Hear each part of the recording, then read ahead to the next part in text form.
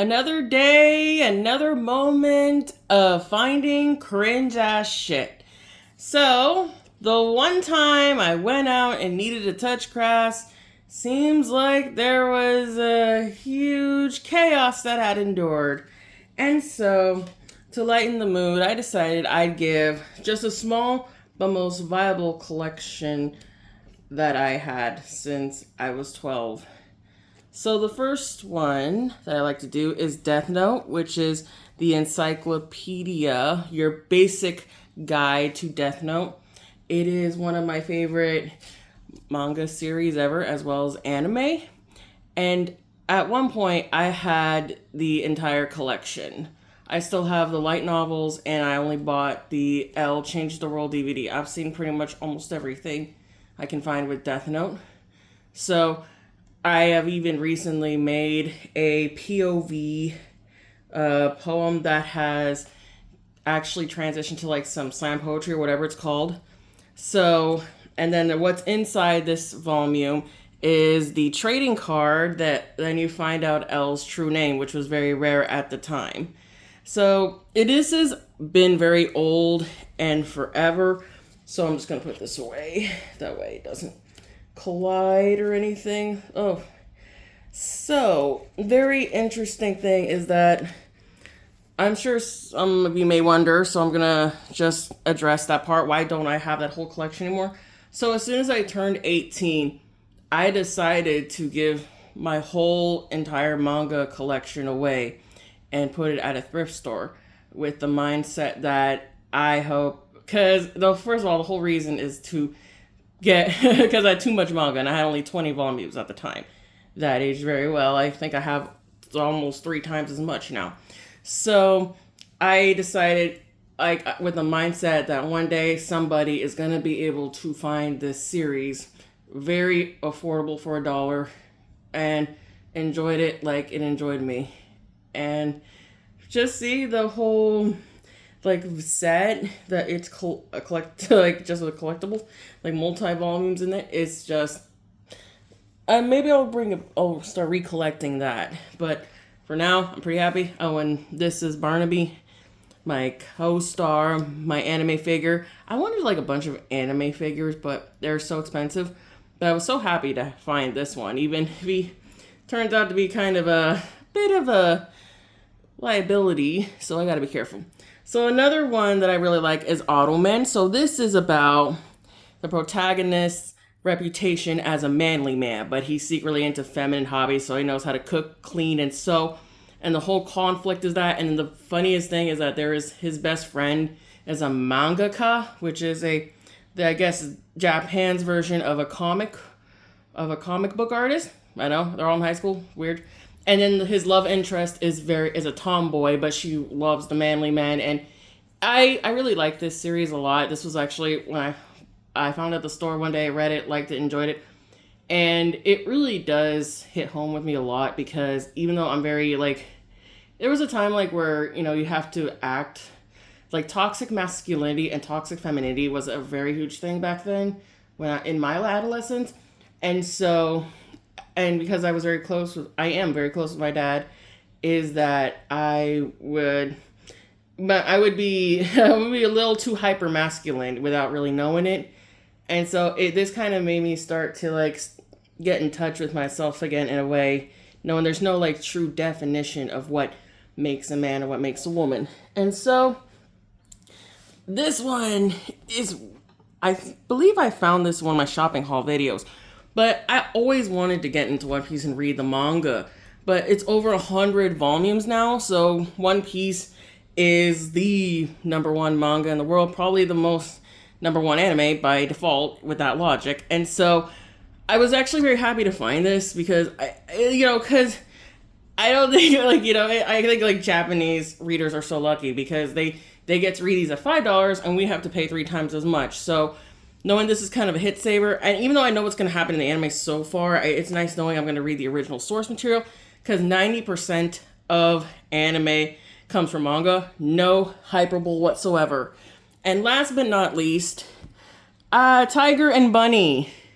Well, I should say, One Piece is, the protagonist, Monkey D. Luffy, wants to be king of the pirates. They're trying to find the One Piece was a treasure. I had to address it, like, maybe the One Piece does exist, but not in the way people think. Only one that knows is Jolly Roger and the mangaka, but even then, that's still, like, all up in the air. I really like it because it's kind of giving me, like, a Toy Story kind of feel, which is also my favorite animated movie, and so I love the ideas of adventures. I spent my childhood in unfurnished houses, and so it's just the idea that I can go out and find all these things. It's kind of aging well because I have a flexible idea of adventure, but knowing that like this, like Luffy is just adventure goals. Like, let's be real. So the last but not least one that I think is most important is Tiger and Bunny. So if you don't know anything about this, this is like, think of an anime where there are superheroes, but it's a competitive reality show. I'm all over that. I got into Pawn Stars when I was like 17, thinking that it was a competitive reality show, but I'm also like all over history. So I ended up staying for Pawn Stars. And when I was first in Vegas, like the one thing I wanted to do was go to the gold and silver pawn shop. And I actually took a picture of it that day, and it was just incredible. And then it hits again like the second time. I was like 19. But it's probably one of the biggest things ever. And I think there's like a low-key way that I do reference Pawn Stars in a way.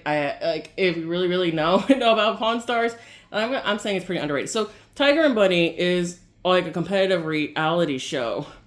And then, of course, there's Wild Tiger, who's kind of out of touch, getting old school and all that. And then Barnaby, who's right here, being featured right now, is new school and is pretty much like at his most potential. But, you know, it's pretty rookie. So the significance of Tiger and Bunny is that Kotetsu calls Barnaby Bunny, and you know, and if you don't know that their dynamic is the most important thing about the anime, then I know you haven't seen the anime. And there's just so much.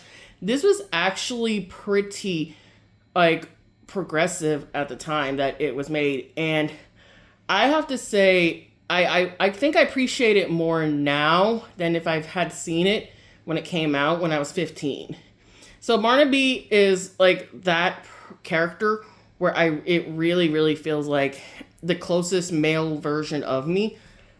Because we both stay composed, we both like to try out new things, and all this stuff. And it's pretty, once we get like really close to people, we get close and loyal.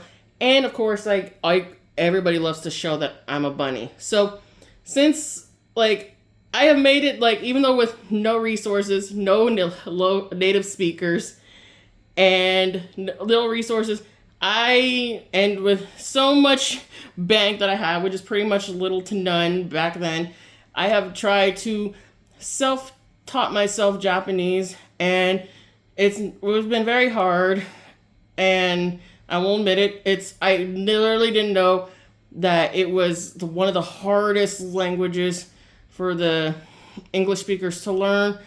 And I speak at a decent level. I understand it very well.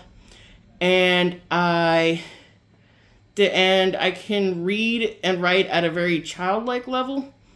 And so I love that I have dedicated my passion and hobby just to be called an anime tourist by a fake ass bitch. I love it.